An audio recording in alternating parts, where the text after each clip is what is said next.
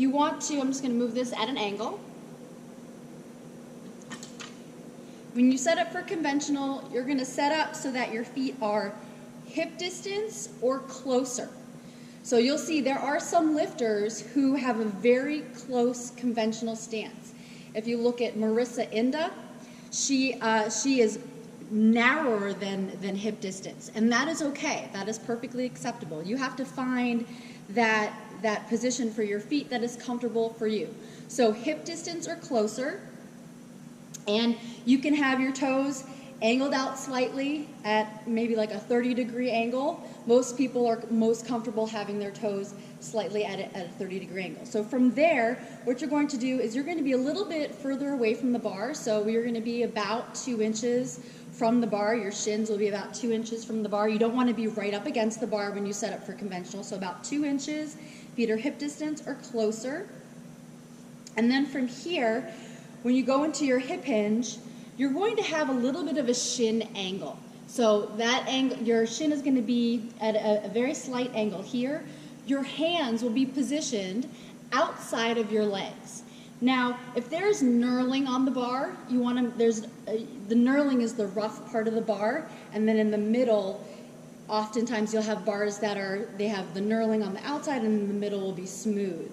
You want to make sure that your hands are evenly placed on the bar. So leading with your index fingers, it's a good guide to come down and have that index finger line up where the knurling meets the smooth part of the bar. So here you'll see my feet, again, just quick review. I'm about hip distance here. I have a slight angle in my shin. I'm about 2 inches from the bar, and then I just want to make sure that my hands are positioned evenly on the bar and my arms are outside of my legs for the conventional stance. So then when I go into my deadlift, I will pull that bar to me, and then I'll come up into my deadlift. So that's the breakdown of the conventional stance. The pros of the conventional stance are that typically you can pull more weight with it. You don't have to, it's easy to do multiple reps from that stance. You don't have to, you'll see it, and when I go into the sumo stance, you'll see that it's a little bit harder to go into multiple reps because you have to reposition your body a little bit. In the conventional stance, you can pretty much keep your feet planted and then just reset your hips. And the cons of the conventional stance are sometimes people will find that it's more stressful on their backs than the sumo stance. There's a longer range of motion, so you have to pull that bar further. So that makes the lockout harder, and it makes your hips work harder as well because you have longer to go. But most people when they are pulling a lot of weight, they're pulling it conventional. Although unless you're Steffi Cohen, who pulls over 500 pounds in a sumo stance, but most of the time you'll see most lifters who are, the 900,000 pound lifters, they're pulling in a conventional stance. So now sumo stance, you're going to have your feet positioned outside of your hips.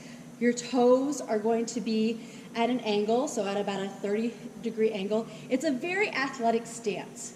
So if you think about in sport, in like football, any sport, this is a very athletic stance to be in. So that's your sumo stance. A very wide sumo stance, there are some lifters who do have a very wide sumo stance. Again, the stance is to your preference, but a narrow sumo stance is more advantageous because it is more athletic and it is safer than being this wide. So if you can position yourself in a narrow sumo stance, then that would be more advantageous.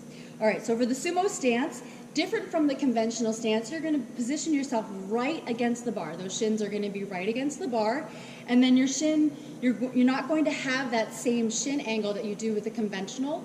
Your shins will be straight, your knees will be right over your shins. Now your hands will be positioned so that your wrists line up with your shoulders. You want to make sure that your hands are not together.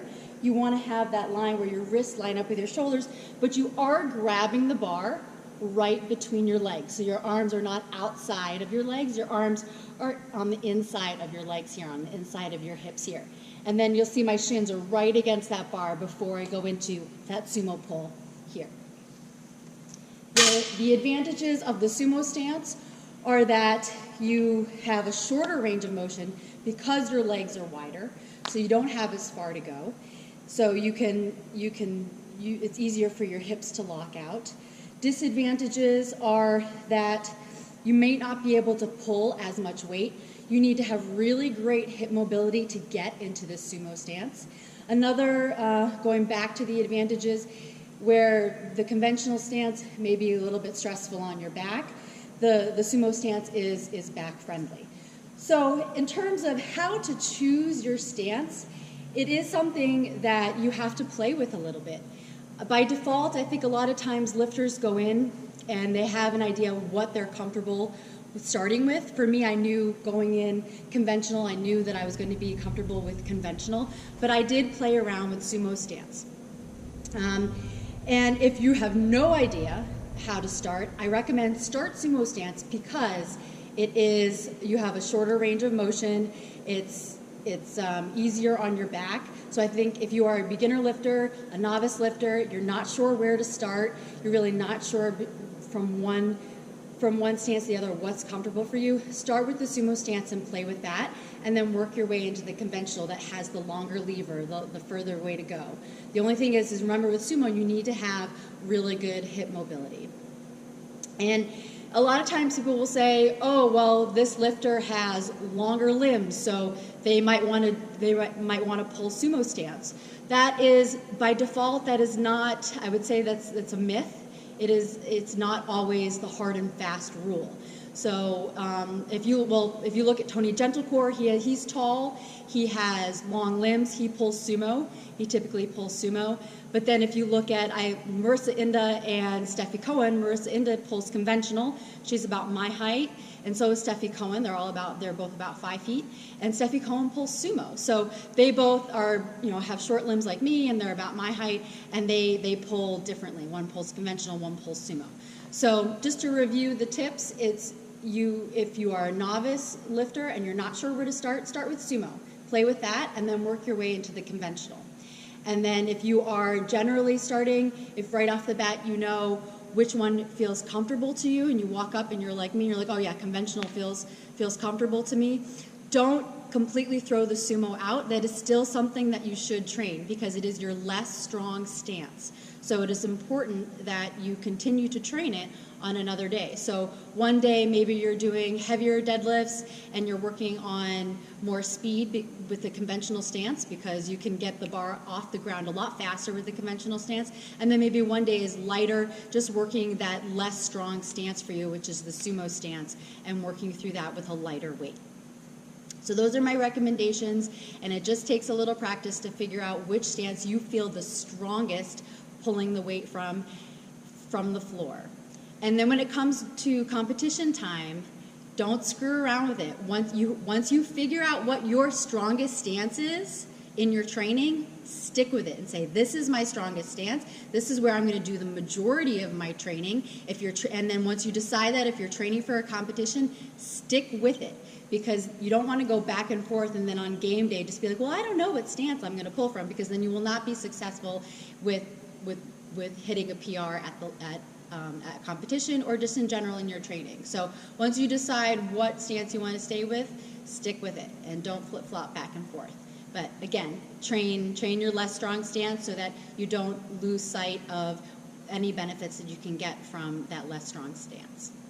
And I think that's all for today.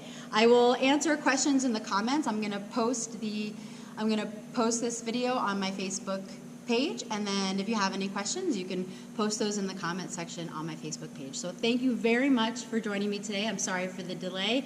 Next time I will be more timely. I will be more on time. And I hope you have a really great Saturday. And ladies out there, come to Vegas March 11th.